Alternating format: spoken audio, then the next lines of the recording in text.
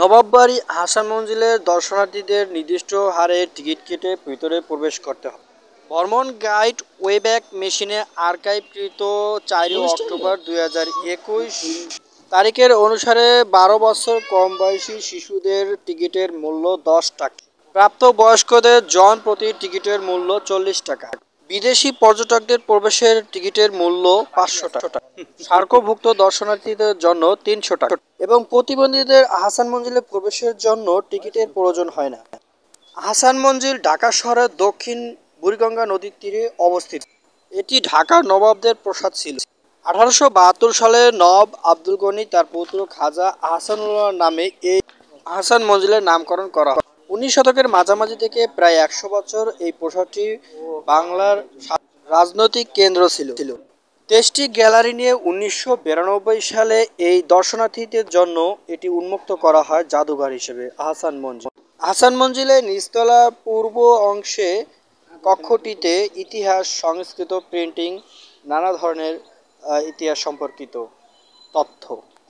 হাসান মঞ্জিল জাদুঘরের গ্যালারি 2-তে বিভিন্ন তৈজসপত্র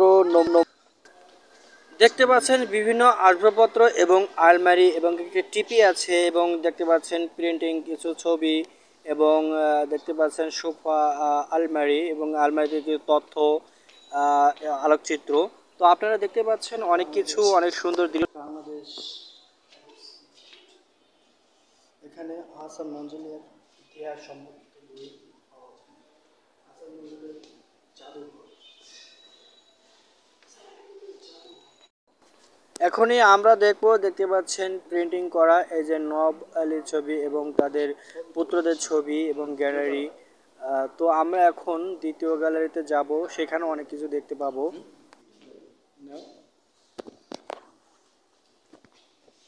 আমি একটু আলমারির দিকে আগাই দেখি এখানে কি আছে। তো দেখতে পাচ্ছেন, ও আলমারিতে কি আছে, ও মাই গড, বাটি দেখতে পাচ্ছেন, বাটি এবং এটা কি অনেক কিছু দেখা যাচ্ছে। এই যে একটা স্মৃতি সম্পর্কে অনেক, এটা এটা কিন্তু বহু আগের জিনিস।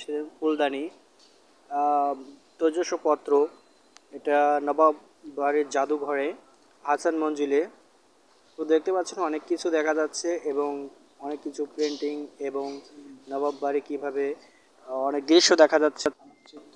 আরও যদি দেখতে পাচ্ছেন কয়েকটা আলমারি এবং এখানে অনেক কিছু দেখতে পাচ্ছেন আসবাবপত্র। এগুলো কিন্তু সব দামিকার, হাই লেভেলের, নবাবের যুগের 19 শতকের যেগুলো থালা বাসন দেখতে পাচ্ছেন, অনেক কিছু দেখা যাচ্ছে এবং এগুলো সব কিছু সিল মেরে রাখা হচ্ছে, কোনটা কী নাম তো আমি আপনাদের একটু গোপনীয়ভাবে ভিডিও করাতেছি। সব কিছু দেখা যাচ্ছে। এই যে নবাব বাড়ির সম্ভবত এটা তৃতীয় গ্যালারি হবে, আমার এখন মনে নেই। দেখতে পাচ্ছেন বাড়ি এবং বাড়ির প্রিন্টিং করা, কীভাবে বাড়ির ইতিহাস এবং বাড়িটা কীভাবে প্রথমে, এই যে দেখতে পাচ্ছেন বাড়ির প্রিন্টিং এবং এই যে বাড়িটা গ্যালারির ভিতরে প্রথমে তৈরি করা হয়েছে নকশা হিসাবে এই গ্যালারিতে।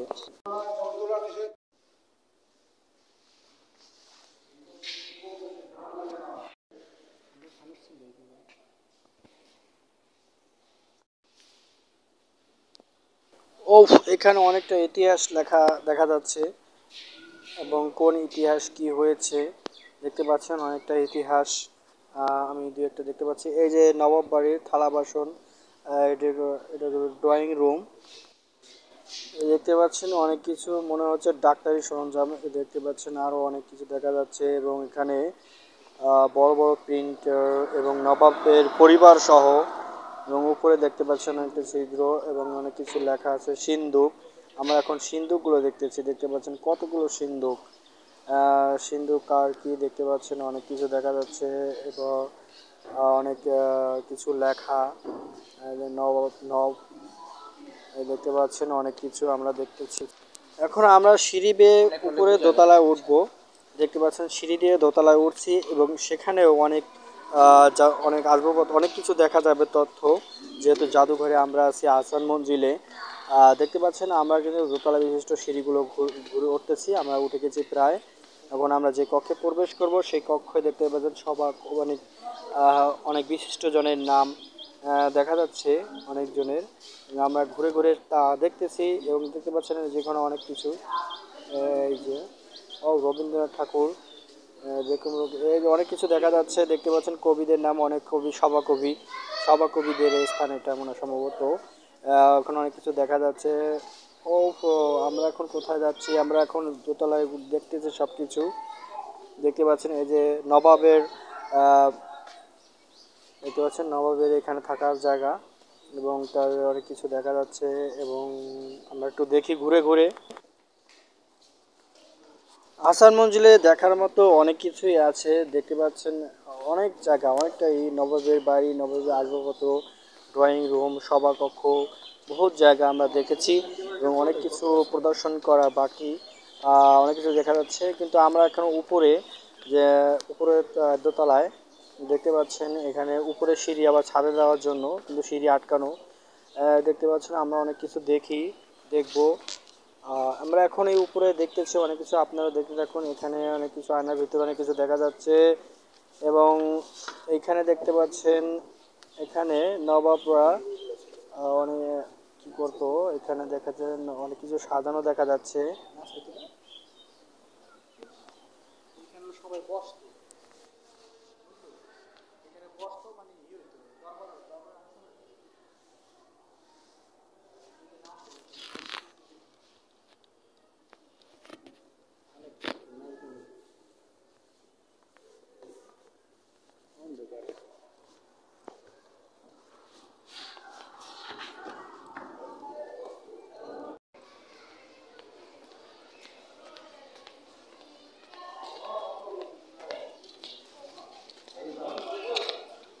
দেখতে দেখতে শেষ পর্যায়ে আমরা কিন্তু একেবারে বাইরের দিকে চলে আসছি।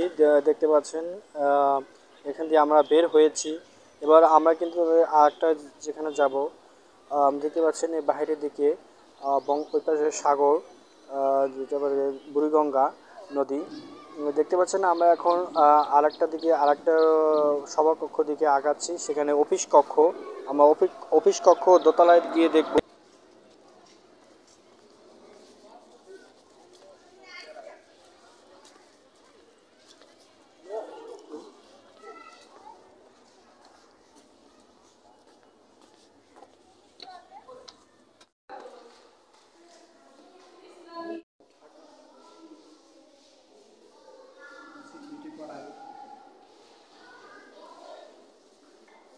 যাইতে মনে হয় শেষ করা পারবো না ভিডিও।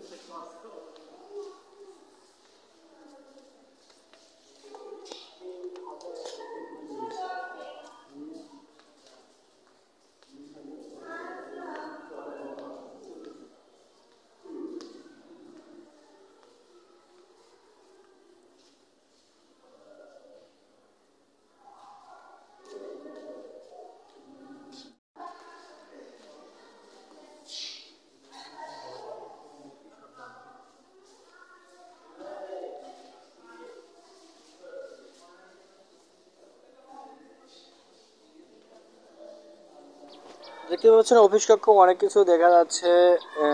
ও মাই গড, এখানে কি দেখা যাচ্ছে?